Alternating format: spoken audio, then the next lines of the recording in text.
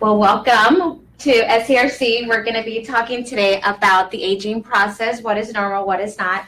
We're also live streaming, and so we're hoping that our friends who are not able to join us today can do so online. Then, of course, you always have the opportunity to go back and view it again if you want to share with somebody, or if you maybe forgot something and you want to take notes. So it's going to be, we're not going to be recording you. We're just going to be focusing on me.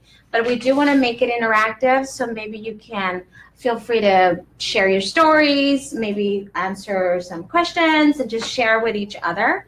Take notes. Again, we have pads here and pens, and feel free to ask questions. Very informal, okay? So this is for you. It's an opportunity to ask questions and to really start a dialogue, okay? So thank you again for being here. And this is a topic that we've been doing a lot. I'm Martha, and this is Marisela, she's my colleague here. And so we've been doing a lot of these talks, specifically this topic recently. And so if we get a lot of questions that sometimes people say, okay, so what is normal and what is not? Because I see it, people forget, I'm starting to forget things, what is going on? So we're gonna really explore that today.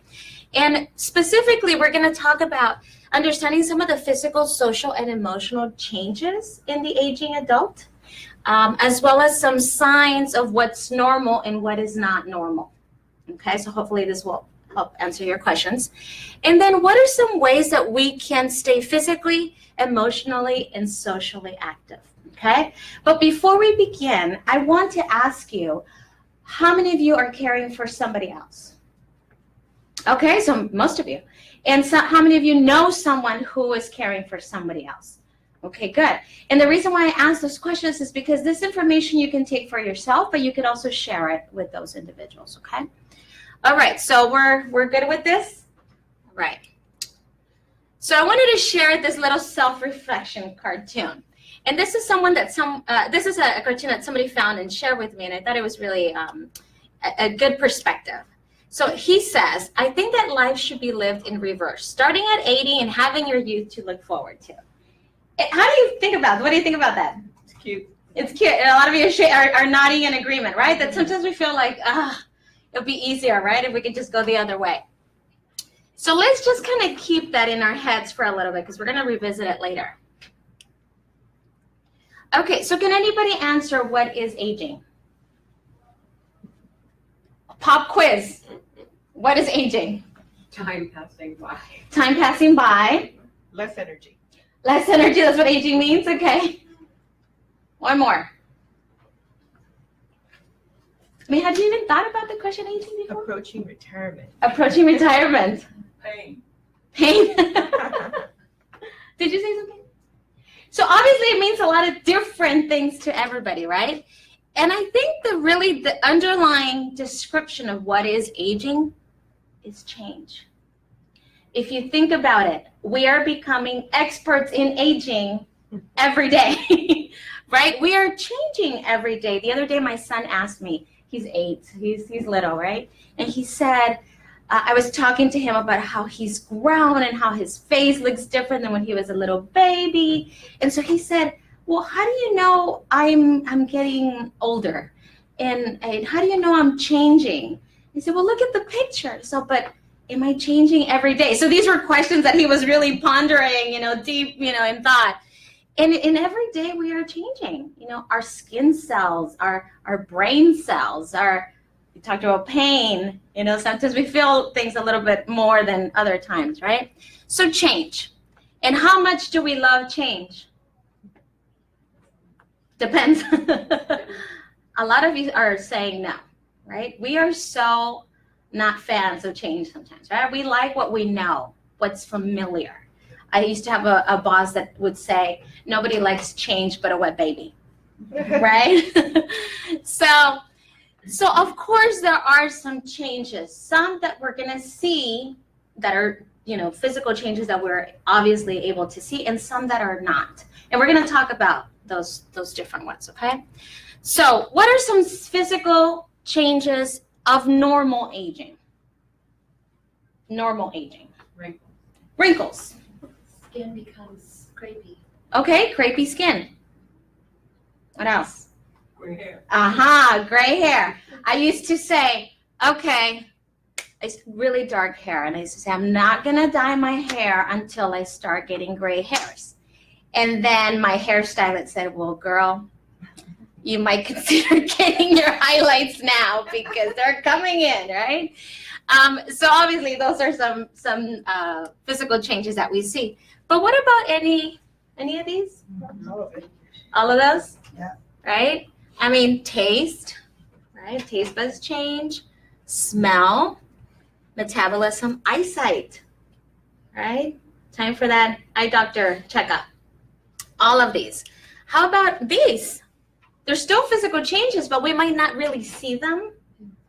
But they are changing. Our arteries, sometimes they get a little bit harder and harder, so we have to maintain a healthier lifestyle. Our bones, right? The doctor tells us to lift weights so that we can have strong bones. Sexual health, we don't even think about that sometimes, right? It's taboo. We don't talk about that. But all of these are some physical changes, and this is normal, right? Have you experienced any of these? Come on in. That's okay. Hi, How are you? Yeah, so these are all, am I missing anything? I mean, we talked about the hair. No, pretty much covers it all. Okay. So now we're going to talk. So we talked about the physical. Now we're getting in the brain. Okay. So probably things that we can't see, but it's still normal. Pauses. Concentrating. Forgetting. And reminders. So let's talk about these a little bit. Okay. So let's go back to pauses. How many times have you been in the middle of a sentence and you're like,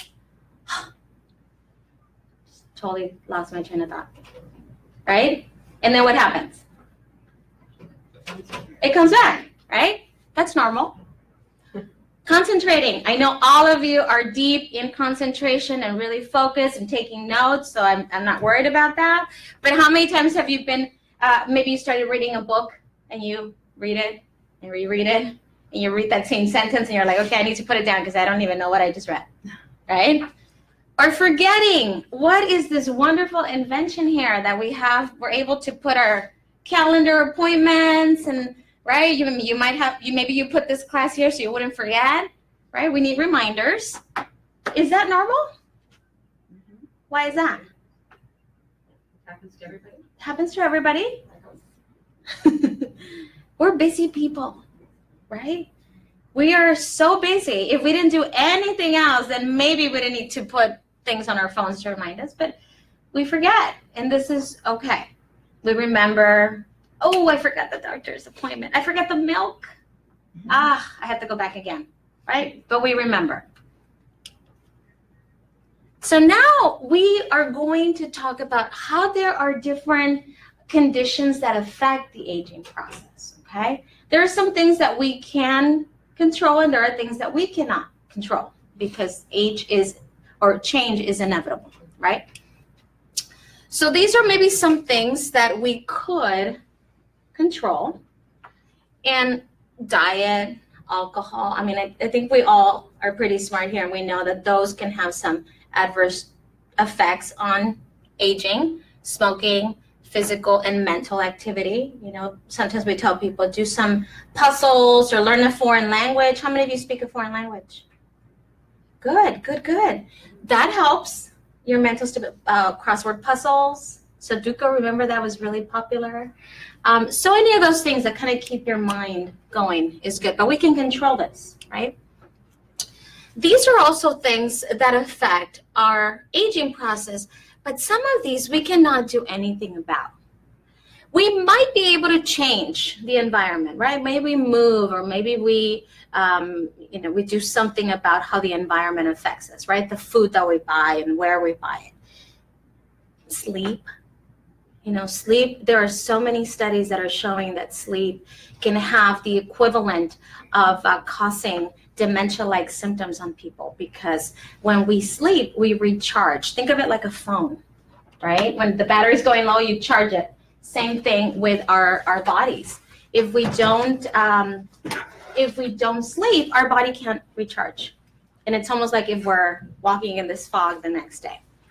And then genes. Can't do anything about that, right? There's absolutely nothing we can do about that.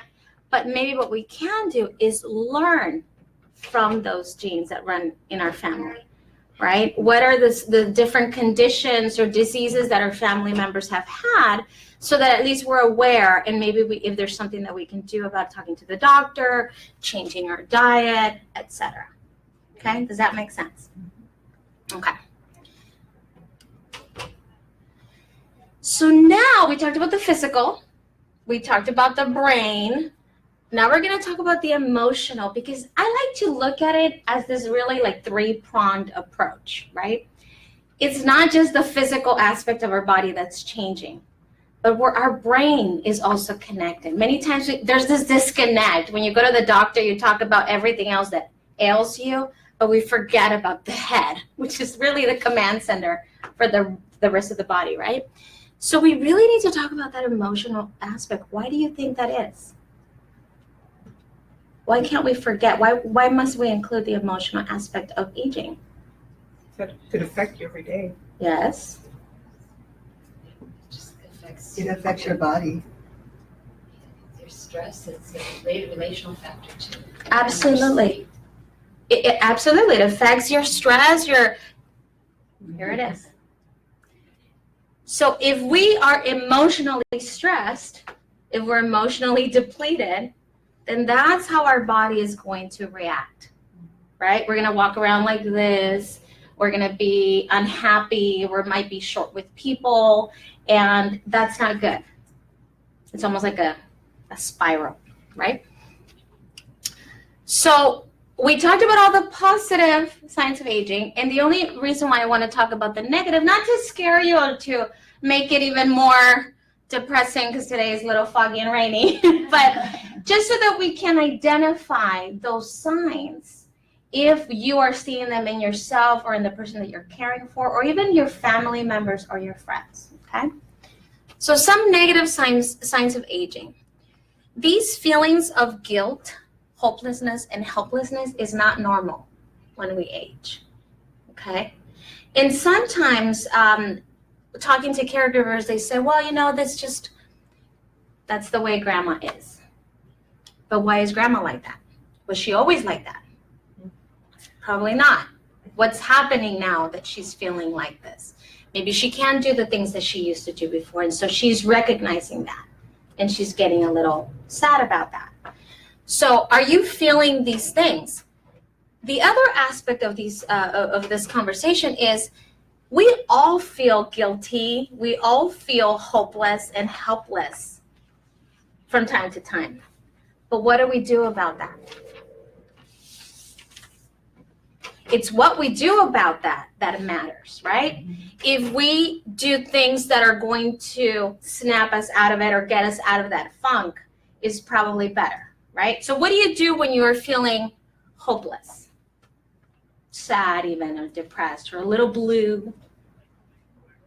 Oh, I just go to my Bible, go to church. Okay. Be with a spiritual friend. Okay. That's one of them. And you know that that's what helps you. Mhm. Great. What else? Focus on what I can do, or remind the people that I care for what they can do. Good. So you're being that friend, that ear, that shoulder to lean on, right? So it's important to identify when we're feeling like this in ourselves, so that then we know what we can do to get us out of there, okay?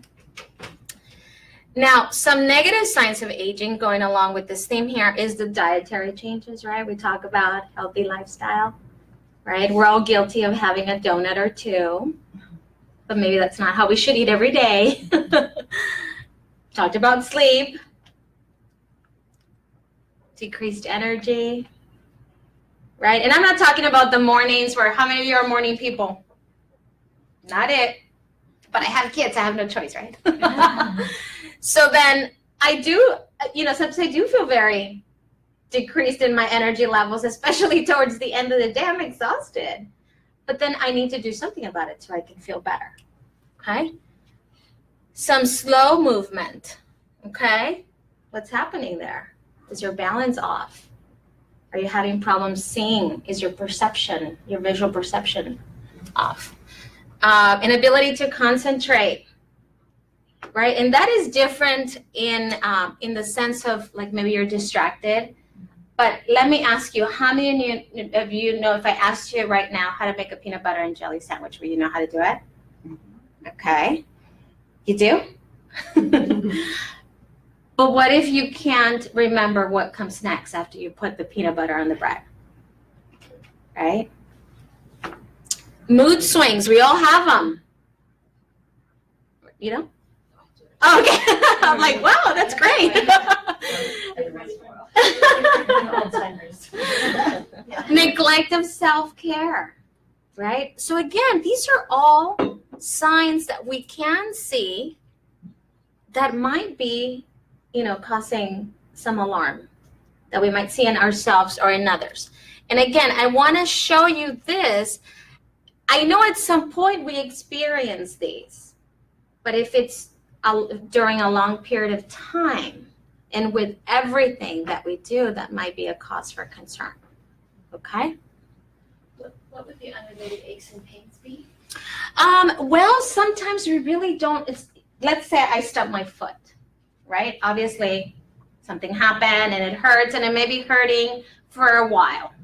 But if all of a sudden I have this pain in my back and I don't know why, and then I have another one here, and nothing, I didn't go to the gym, I didn't pick up anything, then maybe there's something happening.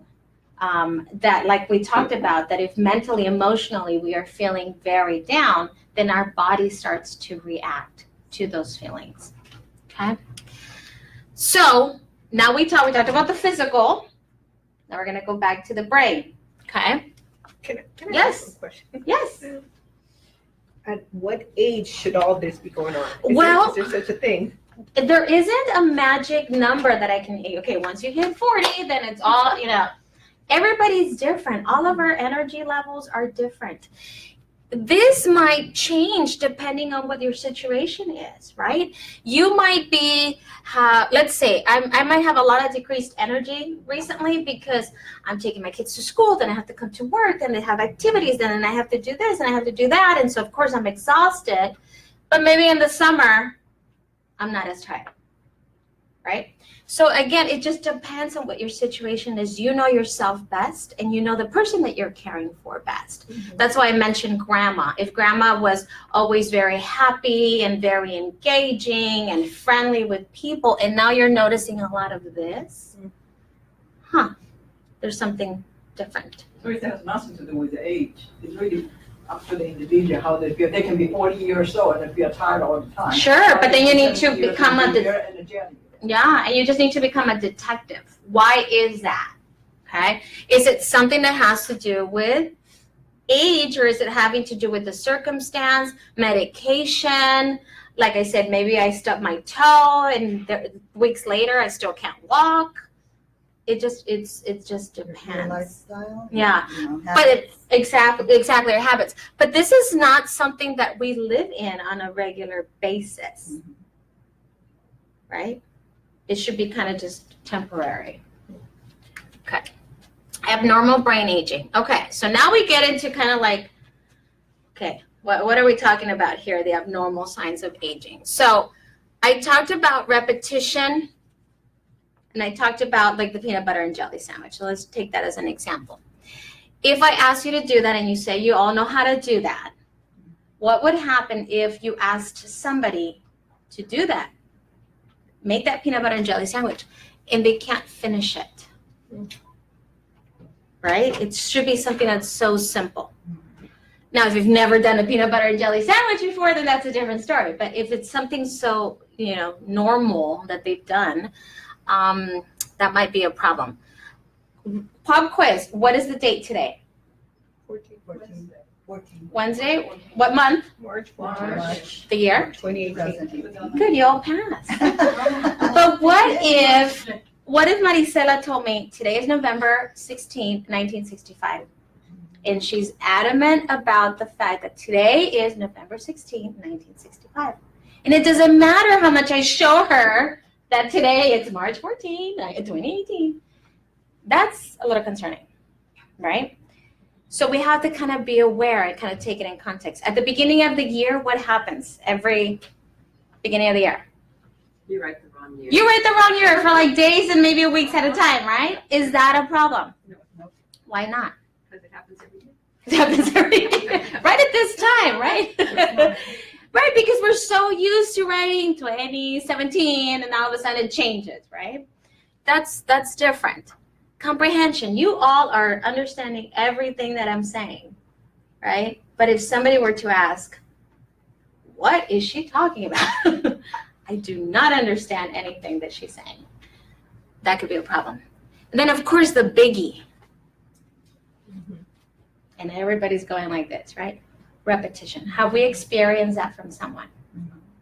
What was the experience? Over and over and over. What, over and over? Was it a question, the same question over and over?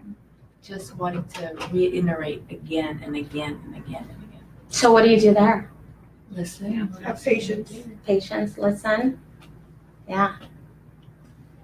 And that can be very frustrating for caregivers, right? Because I just told you today is Wednesday. I am your daughter. Yes, we are here. Whatever it is. So it can be very frustrating for caregivers. So I'm going to go a little bit deeper into the brain so I can explain to you what might be happening to someone who is maybe repeating themselves a lot, okay? So this is a healthy brain. And see how it's got all of these like crevices and these little, wrinkles, and it's very plump, not a lot of space in between. So this is what we would consider a healthy brain. This right here, if you notice, it's smaller and there are a lot more crevices and maybe not as many deep folds. Okay, so this is a brain that has Alzheimer's, which is memory loss, right? Dementia.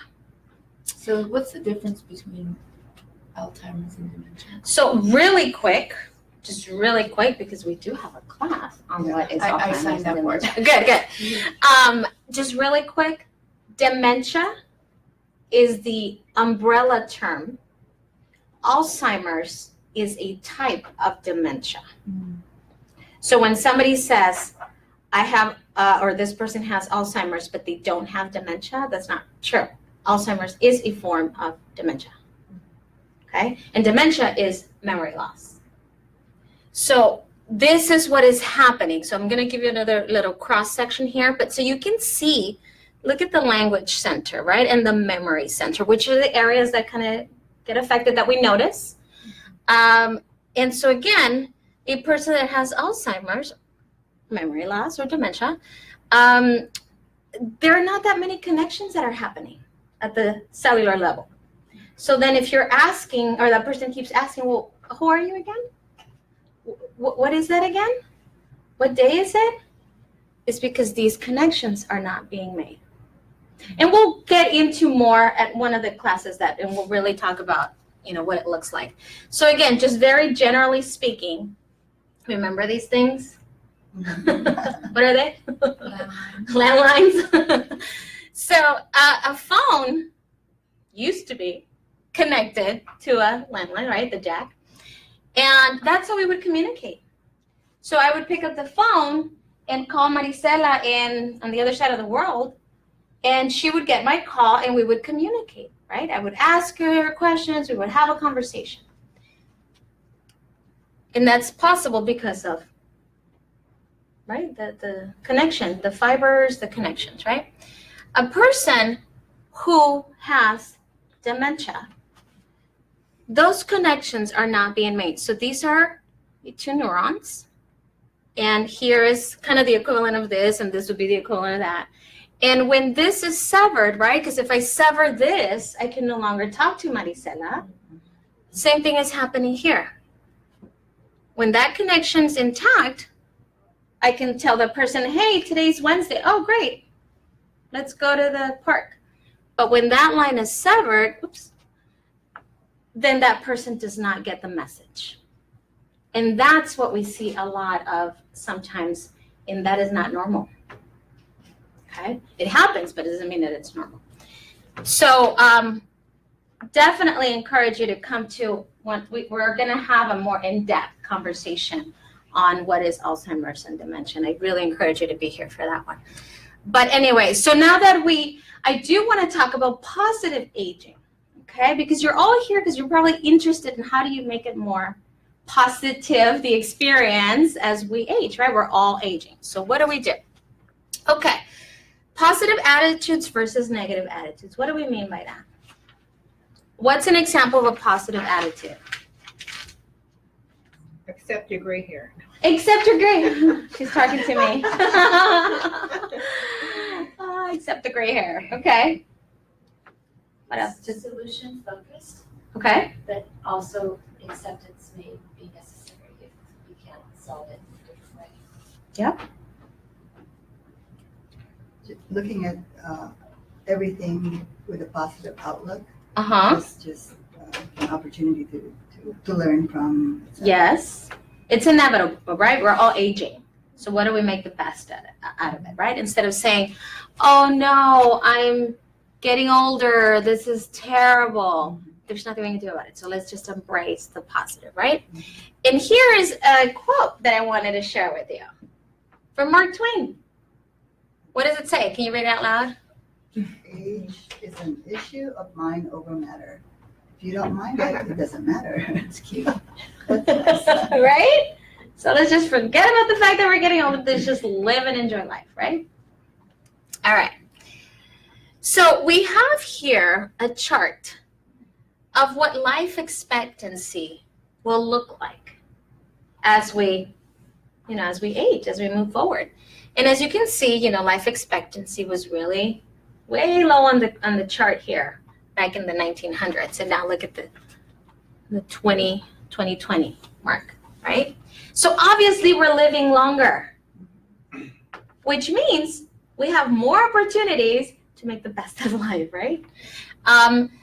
So this is what we're seeing right now. So we are seeing a lot of caregivers, even the caregivers that we care for, who are caring for elderly parents and grandparents. And even themselves, are kind of stuck in that sandwich generation now because they have the younger kids, maybe grandkids, and they're caring for their elderly parents. And it's probably due to the fact that there's more, a lot of us are living longer. So again, pop quiz. Who holds the world record for person who has lived the longest? Can you guess? From, let's say, Asian, U.S., Oh, African American, maybe. African American, maybe. We'll see. French. Oh, wow. Wow. Ooh. 122 years. That's amazing, isn't it? So that could be you. That could be you. Frenchman. All right. So how do we stay physically active? What are some examples? Move. Should all get up and switch seats, right? Okay. Move. Exercise? Yes. Sometimes motivation, because my mom, she wasn't, I have to call her, let's go to lunch, and then she would take the elevator, no, let's take the stairs, and she ran up. Absolutely. She carry, if you go to supermarket, I said, okay, you can carry this. Good. It's heavy. Well, the toilet paper and all. Yes, that. the things that are not so heavy. Yeah. That's good. So you create opportunities for her to do exercise and walk longer. A lot of times people say you should park far away so that you walk and take the stairs. Mhm. So those are really simple things that we could do on a regular basis.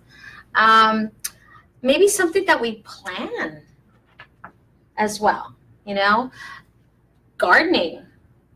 I mean, we live in San Diego. We don't have to worry about like snow and things freezing, right? I mean, we could do gardening, maybe not today, but there are days that we can do gardening. Interacting with grandchildren. They have so much energy and they look at things from such different perspectives than we do, and they get so excited about the simple things that maybe kind of stopping to get to their level is something that we could do and learn from. Regular walks. How many of you walk? But not to just get someplace, but just, yeah. And just say, you know what? For the next 20 minutes, I'm just going to just walk around. A lot of staff here do that. You see them, I'm like, why are they roaming the parking lot? Because they're doing exercise. They're just walking, taking a nice little break. What else can we do that's not here? Physically. Play with pets. Play with pets. Absolutely. Pets is so therapeutic, right? They give you such unconditional love. They're always there for you. So, and it's almost like a calming energy that they have. Volunteer to go help. Volunteer. Absolutely. Yes. Be with community. All right. Emotionally active. What can you think of? Reading, Podcasts, podcasts. yes. Doing a plug for our podcast. Having lunch with friends. For the friend. Okay. Church. Uh-huh. Music. Music. Art. Yes. I'm with you on that one, actually. That's actually what I do to distress, to really kind of get my creativity hat on, is I have to do something. I have to create something. So play music, visit a museum, attend a concert, creative activities. So you were totally reading. This is actually something really neat that you can do with the person that you're caring for. Maybe they can help you sort some of the pictures that you have that are just in shoe boxes, and they can help you even decipher, well, who was this, Mom? Who was that person there? And then you can, start writing that down and cataloging the albums. And it's also a way to connect, spending time.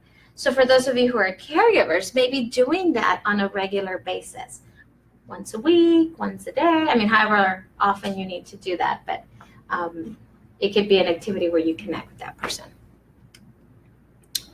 Okay, socially, right? So emotionally, it's more like a self, but also, they're all self-driven, but socially is engaging really with others. So you talked about church, I forget what you said. Oh, going out with friends. Going out with friends. Yes. What else do you see socially? Sometimes like volunteering. Volunteering, yes. And so there's kind of an overlap, right? Because in doing some of these things, we get a lot of, that self-fulfilling, gratitude, appreciation, makes us feel good. So visit with friends is there, but social clubs, going out for dinner, even something as easy as reading to children. And they don't have to be your kids, right? If you say, well, my kids are already grown, I don't have grandchildren, well, volunteer at a school. Our school often has grandparents coming in to read to the students. And it's not necessarily their own grandkids, it's just a classroom. So you could also do that. And so this is all a way to stay socially active. What am I missing? Well, my mom, she's very computer savvy and she's very active at Facebook. So she has her Facebook page. She's 86. Oh, wow. Oh my gosh, she was going to follow you and yay. Tell her to follow us then. And you know what? She found like You can click on our live stream. like 3 or 4 friends from childhood, from her child. Oh, nice. Yes. That's great. See, and it's a way to stay connected, that even though, it's such a wonderful, invention. I know it's got its pitfalls, but, it's in terms of connecting, and you don't have to be there, but you can still engage, interact, learn something, share. And the advantage is that she has her own computer at home. So Okay. every morning, I hope, okay, she's alive. Because you see her activity on Facebook. And at the same time, she's emailing you, are you coming? Yeah. Or if nobody show on Sunday, oh, nobody came today, I feel so sad. And then everybody's there. Yeah. So she knows how to use it. Oh, yeah, that's great. Yeah. Anybody else? It's really cute. Yeah. Obviously, that's a way to getting, staying connected. Remember that connection that we were talking about? That's a great way to stay connected. Okay. Can I just add a few things for all of the above? Going to the beaches, we're in a beach town. Yes. And physically, emotionally, enjoying the waters. We're here in paradise, so we have to take advantage. Thank I you have to for remind saying that. myself Yeah, because you've talked about beach before. I Yeah. remember you saying that. See, and this is what I mean. So we have socially, we had emotionally, physically. So if you go to the beach, you can do exercise, right? You don't have to be Right. running with the heavy backpacks. You can just walk up and down the beach. So that's physical. Emotional probably makes you feel really good. Listen to the waves, just enjoy paradise. And then socially, you might be interacting with the people that are there or the people that went with you. It's a nice, fun, distracting, stress-free activity, and it's free. Free is good, right? Okay, good. So now I want to share with you this quote, and this is from a Swiss psychiatrist and founder of analytical psychology, and Carl says, "The afternoon of life is just as full of meaning as the morning. Only its meaning and purpose are different." So just because we're coming towards the end of the day doesn't mean the day is done and you have to get everything done in the morning, but it's just got equal value, it's just different, right? So maybe there are things that you can mentally plan for you that makes you feel good towards the evening as well as in the morning. And I was talking to somebody recently and I said, sometimes my cup of coffee in the morning is my little me time. It's very simple. I enjoy it. It makes me feel good. And when it's done, it's not like, oh, it's done, but like, okay, I just enjoyed my cup of coffee. And then towards the end of the day, after my kids go to sleep, maybe I read a book and have some tea. And it's something I look forward to, and it makes me feel good. So again, incorporating things that make you feel good, whether it's in the morning, maybe it's a morning and evening, right? But making the time to do those things, because we're never going to have time if you think about it, right? We're always so busy. But it's making the time, which means scheduling, saying, okay, I can't do that right now. I'm putting my boundaries. I'm setting my boundaries. I'm putting my foot down. We need to do this. I need to do this for myself. Okay, so now we go back to our friends here, right? And remember what he said. I think that life should be lived in reverse, starting at 80, having your youth to look forward to. And then she says, that won't work because we are societal resources representing wisdom, resilience, and lifelong learning. Think about it. You know more now than you did yesterday, than you did when you walked in, right? So then we don't necessarily want to go backwards. We want to go forward because we're learning and learning and learning every day through experiences, through our interactions with other people, through our environment, through what we pick up. Our brains are absorbing so much energy on a regular, basis every second. But it's what we do with that information, right? What are we going to do? So now you know, and she reminded us that the beach is here. So maybe as soon as it clears up, maybe we go to the beach, right? Maybe we should have our next class at the beach. Wouldn't that be fun? Yeah, maybe our crew can set it up there. That'd be great. But do you have any questions? Okay. So before I move on, I do want to share our services. And I don't know, are you familiar with SEA? I know some of you are, but has everybody been connected to our services somehow? No? This is my first time. Okay. So we focus 100% on the family caregiver, and we've been around for 30 years doing just that. We are here to care for those who care for others because we recognize that sometimes it's that forgotten individual, right? We put so much emphasis on the person that we are caring for, which is great, but then the person that's behind the scenes caring for that individual is ignored. So we don't want to do that. We want to make sure that by taking care of you, then you become a better caregiver. And that's why all of our talks have these components of self-care to help you, kind of remind you of that. So our services are designed for you as a caregiver. What we do is if you give us a call, like today, you can get connected to our services. All of our services are free. And we connected to a care manager, a licensed clinical social worker, or a master's level clinician that will work with you every step of the way of your caregiving journey until you say, okay, I'm good, I don't need you anymore. And so they can talk to you about, give you specialized information on dementia, for example, if you want to know more about that, or Alzheimer's.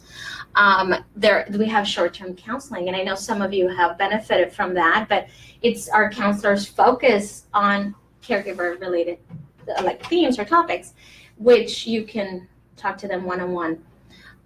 Legal and financial. Sometimes caregivers say, okay, well, I don't know what I'm supposed to do if I have to place mom. Do I need to sell her assets? I don't know what to do. I don't have that much money. So we partner with our legal partners, law firms who specialize, or lawyers who specialize in elder law. And they can help you answer those questions. And we pay for that first consultation. Respite care. A lot of times caregivers are saying, well, I need a break. You talk about getting a break. You always tell us to get a break. But I can't get a break because how am I supposed to leave mom by herself at home? She has dementia. We can't do that. We can help. We can take care of mom while you go get a break, while you go get your highlights, while you go to the beach, while you go to a class. And so we are there for you to do that. There are a lot of support groups throughout San Diego County, both in English and Spanish. So if you are wanting to meet others who are in the same situation, you can learn from them and just get a list of those. Education and training is what Marisa and I do. So we go all over San Diego County doing these classes, conferences, workshops. And I do want to make sure that Marisela gives you these upcoming flyers for these upcoming classes, or that you get them from the table here. So this one is the list of all the classes that are coming up. And the next one is in April. The Understanding Alzheimer's and Dementia is what I was telling you about. That's going to be in June. Before you know it, it's June. So you might as well sign up now. But these are a lot of classes that we have. And with our crew, we also do this class live stream. So then if your mom is on Facebook and she wants to watch the class, she can do that. Yeah. I didn't say your name, so you're safe. We have another workshop that's coming up on April 20th, and it's called Caring for the Caregiver. What's really great about this one, again, all of our classes are free, is we're going to talk about the home safety. We're going to talk about how to make sure that your home is safe for that person that you're caring for, and sometimes for you too as a caregiver. You know, where we can change some things, where we can assess and evaluate your home. And we have some resources that can come in and help you do that. So I really encourage you to do that. And then we're going to talk about good mental health is ageless, which really goes along the lines of what we talked about today, right? It's not a particular age where you start saying, oh, well, now I'm going to do something about it. You do it all the time. Okay, you do it all the time. And then the Operation Family Caregiver, and this is part of our program that is designed specifically for military and veteran families who are caregivers, caring for someone who has either a traumatic brain injury or post-traumatic stress disorder. And if you know anyone who might fall under that category, they can go to this conference and hear from the experts on TBI, PTSD, self-care, resilience, that kind of thing. Yeah, do you have to be a veteran? Or can you No. Listen? No, you can go, absolutely. It's open to anyone. It's open to anyone. Yeah, absolutely. And so that's April 13th. And then employee resources. So if you are, whether you are employed or know someone who might be interested in having us come in and talk to their employees, because we recognize that caregivers are sometimes in that sandwich generation where they're working and caregiving for elderly parents and caregiving for young children, that they might not be able to take the time to come to one of our classes, but we can go to their employer or their place of work and do like a lunch and learn. So then during the lunch break, you have your lunch and we do a really quick, maybe like a 30-minute version of these topics so that they can get the information. So if you know of anybody, let us know so that we can connect. And then Reach to Caregivers Calma is a program that's specifically designated or designed to care for those individuals who care for someone who has Alzheimer's disease, dementia, or memory loss. And so if you are in that category, Maricela's taking signups because it's actually a class. It's a 4-week class. And the idea is that you understand a little bit more about dementia, about the symptoms of the behaviors, how you can manage them, how you incorporate some self-care, so that at the end of this class, you are more empowered, you have a better understanding, you are not as stressed, because they keep asking you the same question over and over, but now you understand why that is and what you can do about it. So I really encourage you, and I know I just gave you like a 30-second blurb on that one, but talk to Maricela, because she has more information, and you might be interested in signing up for that class. Okay? And then this is for your mom.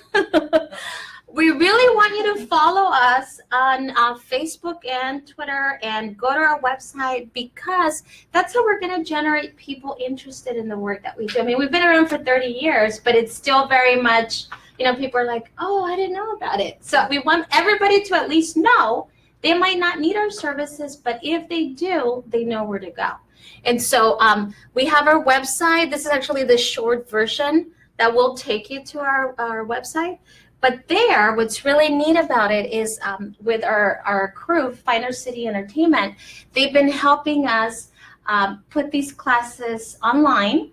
So again, you can be anywhere in the world and really see this class. Or if you're traveling, or if you're at work, we also have 1-minute caregiver tip videos. So you can click on them, and we have different topics every week. And we also have podcasts. So we invite different friends and different guests to talk about different caregiving topics. So really encourage you to follow us and find out what else we're doing. Yeah. There you are. You're on. Oh! Yes, so thank you. And here's our contact info. If you are interested in anything, getting connected to our services, you want more information, you want us to come to your church or to your place of work or to your groups, let us know. Everything we do is free. Okay? Thank you. All right. Thank you. Thank you very much. Thank you.